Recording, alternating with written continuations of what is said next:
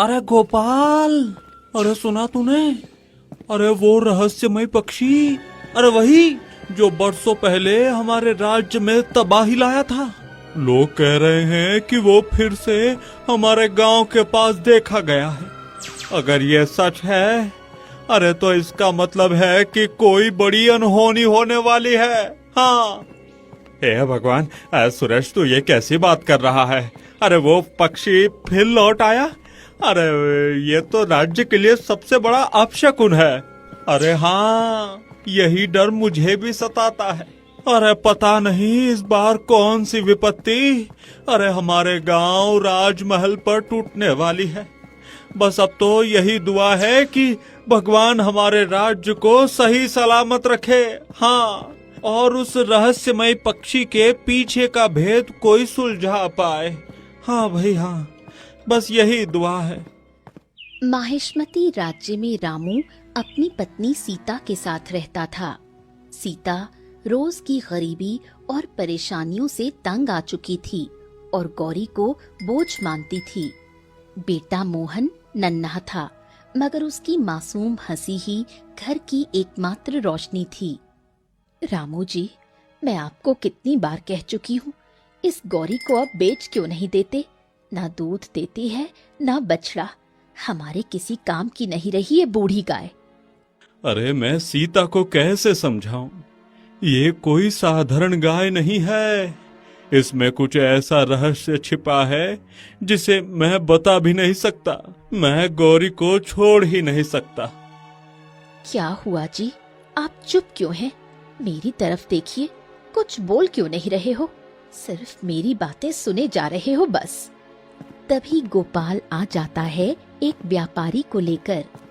अरे ओ सीता बहन, देखो मैं तुम्हारे लिए एक व्यापारी लाया हूँ। ये तुम्हारी गाय खरीद लेगा और बदले में अच्छे खासे पैसे देगा। अरे वाह भाई साहब, आपने तो बहुत अच्छा किया। मैं तो कब से यही कह रही थी कि इस गौरी को बेचना चाहिए। व्यापारी जी बताइए, कितने पैसे देंगे? मैं इस गाय के लिए पूरे 15 चांदी के सिक्के दूंगा। सोच लो, ये काफी बड़ी रकम है। इतना तो बहुत है, मैं तैयार हूँ इसे बेचने को।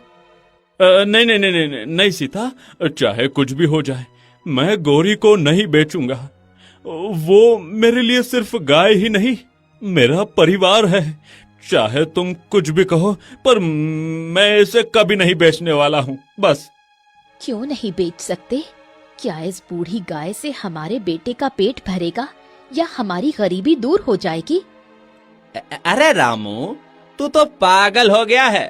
पूरे गांव में कौन इतना पागल है जो इस बेकार गाय के पीछे अपनी जिंदगी बर्बाद करे, हैं? फिर रामू गौरी को लेकर वहाँ से चला जाता है। पता नहीं इनको क्या हो गया है, गौरी का नाम आते ही गुस्से से भर जाते हैं। आखिर क्या राज है इनकी और इस गाय के बीच? फिर ऐसे ही कई दिन बीत जाते हैं। अचानक एक सुबह गौरी बीमार हो जाती है। हे भगवान, गौरी तुम्हें तो तेज बुखार है, हैं? तुम्हारे लिए जल्दी दवा लानी होगी। सीता, जरा कुछ पैसे दे दो, दवा लानी है। घर में एक फूटी कौड़ी नहीं है जी, पैसे मैं कहाँ से लाऊं? यहाँ तो खाने के भी लाले पड़े हैं। नहीं, मैं हार नहीं मानूंगा। चाहे कुछ भी हो, गौरी को ठीक करना ही होगा। हाँ। रामू सीधा जमींदार के पास पहुँचता है। जमींदार साहब, मेरी गौरी बहुत बीमार है। दवाइयों के लिए मुझे कुछ पैसे चाहिए। दया कीजिए जमींदार साहब, दया कीजिए। अरे वही तेरी बूढ़ी गाय? अरे रामू, तू इसे क्यों पाले बैठा है? न दूध देती है न बछड़ा, किसी काम की नहीं रही। अरे बेच दे इसे। हाँ। नहीं साहब, वजह कुछ भी हो, मैं गौरी को कभी नहीं बेचूंगा। आप बस मेरी मदद कर दीजिए जमींदार साहब। अच्छा चल, तेरी हालत पर मुझे तरस आ गया। ले ये कुछ पैसे, दवा ले आ, जा। फिर रामू खुश होकर वो पैसे ले लेता है और दवा लाता है और गौरी का इलाज करता है। कुछ ही दिनों में गौरी ठीक हो जाती है, पर तभी अचानक रामू का बेटा मोहन बीमार पड़ जाता है। अजी देखिए, मोहन कुछ बोल नहीं रहा, आंखें भी नहीं खोल रहा। हे भगवान, अब क्या हो गया मेरे बेटे को? तुम रुको सीता, मैं अभी वैद्य जी को लेकर आता हूँ। रामू दौड़कर वैद्य को बुलाता है। वैद्य आकर मोहन की जांच करता है। वैद्य जी, मेरे बेटे को क्या हो गया है? ये बोल क्यों नहीं रहा?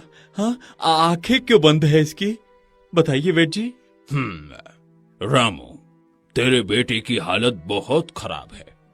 भूख और कमजोरी ने इसे जकड़ लिया है। अगर तुरंत औषधि न दी तो इसकी जान भी जा सकती है। हाँ। नहीं नहीं, ऐसा मत कहिए वैद्य जी, ये मेरा इकलौता बेटा है। अगर इसे कुछ हो गया तो मैं कैसे जीऊंगी? चुप हो जा सीता, हमारे बेटे को कुछ नहीं होगा। मैं इसे बचा कर रहूंगा, चाहे अपनी जान क्यों न देनी पड़े। वैद्य जी, कृपया करके मुझे वो औषधि दे दीजिए। मैं अपने बेटे को खो नहीं सकता। रामू, ये औषधि आसानी से नहीं मिलती। ये 4 राज्यों से कर के बदले में आती है। इसकी कीमत 25 चांदी के सिक्के हैं। अगर दे सको तभी ये तुम्हें मिलेगी। 25 सिक्के? वैद्य जी, मेरे पास तो इतना धन कभी नहीं होगा। दया कीजिए, मेरा बेटा मर जाएगा वैद्य जी। रामू, मुझे भी तेरे बेटे पर तरस आता है, लेकिन तू मेरी मजबूरी समझ। अगर मैं औषधि ऐसे ही दे दूं तो उन राज्यों के सिपाही मेरे परिवार को सजा देंगे। मैं चाहकर भी तेरी मदद नहीं कर सकता, समझ जा रामू। इतना कहकर वैद्य सर झुकाए वहाँ से चला गया। रामू और सीता टूटे दिल से बेटे को देखते रह गए। हे भगवान, अब क्या होगा मेरे बेटे के साथ? मैं कैसे बचाऊंगी अपने बेटे को? तुम चिंता मत करो भाग्यवान, मुझे धरती या पाताल लोक एक करना पड़े, पर मैं अपने बेटे को कुछ भी नहीं होने दूंगा। वहीं दूसरी तरफ राजा महल में। महारानी, हमारी पुत्री अब 18 वर्ष की हो गई है, तो अब उसके लिए उत्तम सा एक वर ढूंढते हैं। महाराज, आपने बिल्कुल ठीक कहा। हमारी पुत्री रूपवती, गुणी और कुशल योद्धा है, तो उसके लिए हमें वर भी उसी हिसाब से ढूंढना होगा, ताकि उन दोनों का अच्छे से जीवन यापन हो सके। महारानी, मैं आपकी सारी ख्वाहिशों को मन में रख कर ही वर ढूंढूंगा। तभी एक सैनिक भागते हुए आया। महारानी, महारानी, सुबह के 11 बज गए हैं, पर राजकुमारी अभी तक उठी नहीं है। ये तुम क्या कह रहे हो? राजकुमारी तो रोज सुबह 6 बजे ही उठ जाती है। महारानी, लेकिन अभी तक राजकुमारी नहीं उठी है। अरे, तो इसमें परेशान होने की क्या बात है? रहने दो, हमारी पुत्री थक गई होगी। कल थोड़ा जंगल पर शिकार पर भी गई थी, तो सोने दो, खुद ही अपने मन से उठ जाएगी। जी महाराज। वहीं पूरा दिन बीत जाता है और पूरी रात भी, लेकिन राजकुमारी नहीं उठती। अगली सुबह दासी भागकर महाराज के पास आती है। महाराज, राजकुमारी अभी तक नहीं उठी हैं। पूरे 2 दिनों से अपने कक्ष में सो रही हैं। तो ये तो कोई साधारण बात नहीं है।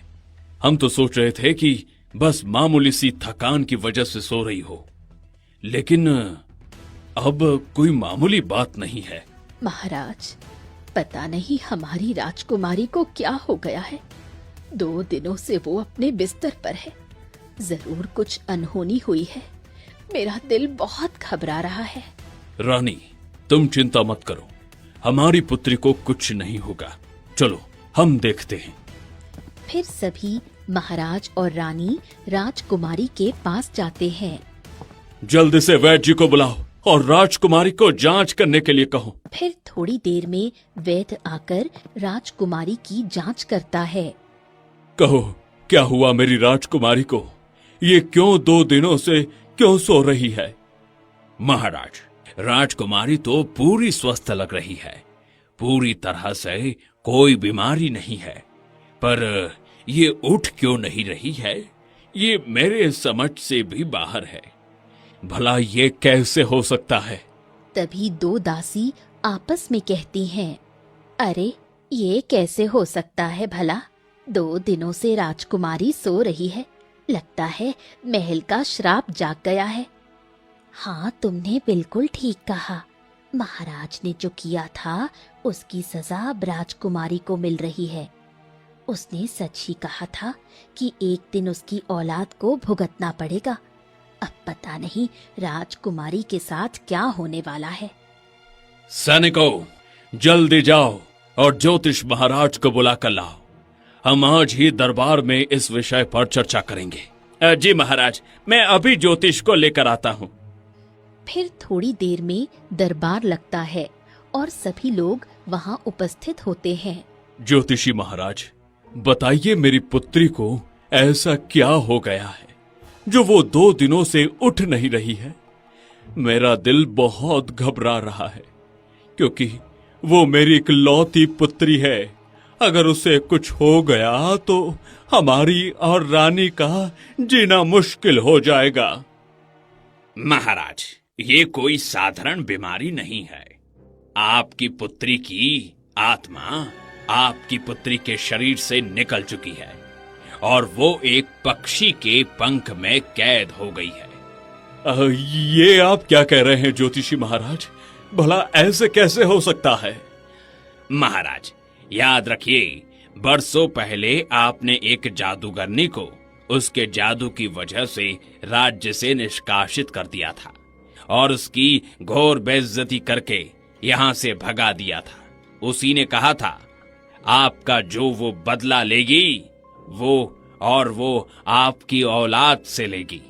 जब राजकुमारी कल जंगल में शिकार पर गई थी, उसी समय उसने राजकुमारी का एक बाल खींच लिया था और इस बाल को लेकर एक रहस्यमय पक्षी है जो कि हमारे राज्य में फिर वापस आ गया है।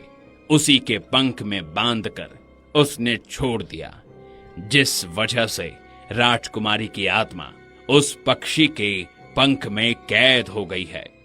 अब हम क्या करेंगे? हमारी पुत्री को इससे कैसे आजाद कर सकते हैं? बताइए ज्योतिष महाराज। महाराज, ये कोई साधारण पक्षी नहीं है। इसके निकट जो भी गया है वो मर गया है या कभी वापस नहीं आया है। मगर राजकुमारी को आने वाली पूर्णिमा की रात से पहले अगर उसे पक्षी के पंख से राजकुमारी की आत्मा को आजाद न कराया गया तो राजकुमारी हमेशा के लिए खत्म हो सकती। नहीं नहीं नहीं नहीं, ऐसा नहीं हो सकता। महाराज, कोई उपाय बताइए।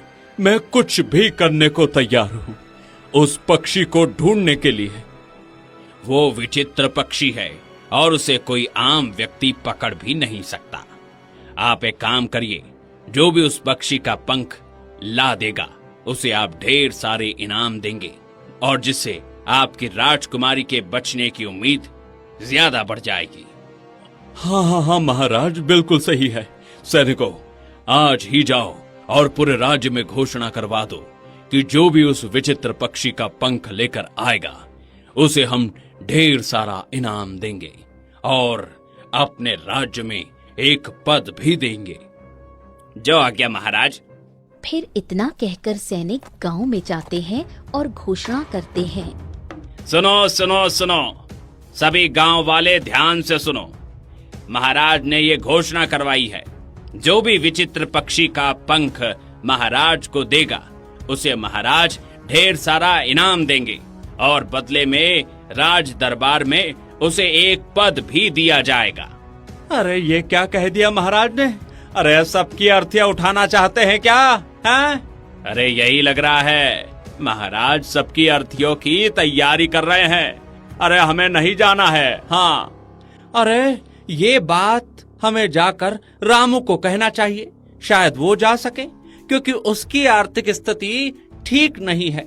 सुना है उसका बेटा भी मरने वाला है और उसके पास पैसे भी नहीं है। शायद वो अपने बेटे को बचा ले। हाँ हाँ। अरे तू क्यों बेचारे को मारने पर तुला है? है? अरे वो वैसे भी भूख से तो मर ही रहा है। चलो रामू के पास चलते हैं। फिर दोनों रामू के पास जाते हैं। रामू, एक रास्ता है, अगर तू चाहेगा तो अपने बेटे को बचा सकता है। मैं कुछ भी करने को तैयार हूँ, तुम बस बताओ मुझे क्या करना है।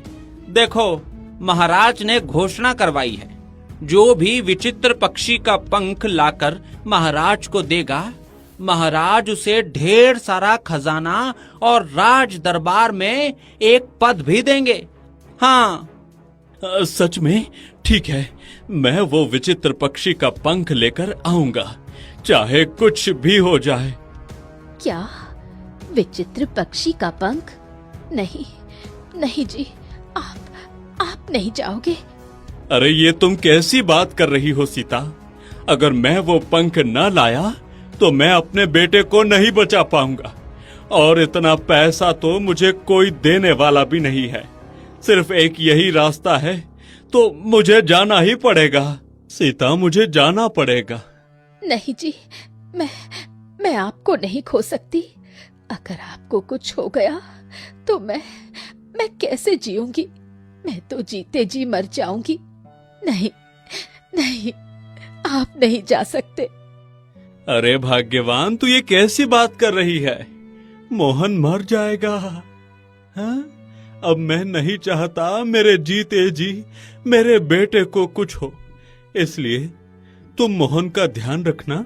मैं जल्दी ही उस पक्षी का पंख लेकर लौटूंगा। लेकिन मुझे नहीं लगता वो आसान है। आप ऐसा मत करो। तुम शांत हो जाओ, देखना मैं जल्दी आ जाऊंगा, मुझे पूरा भरोसा है। रामू इतना कहकर गौरी को साथ ले लेता है। आप इस बूढ़ी गौरी को साथ क्यों ले जा रहे हो? तुम चिंता क्यों करती हो? ये गौरी हमारी साथी है और ये हमें अच्छे से उस पंख को लाने में मदद करेगी। भला ये साधारण गाय आपकी क्या मदद करने वाली है? जब मैं पंख लेकर आऊंगा तब सीता तुम समझोगी।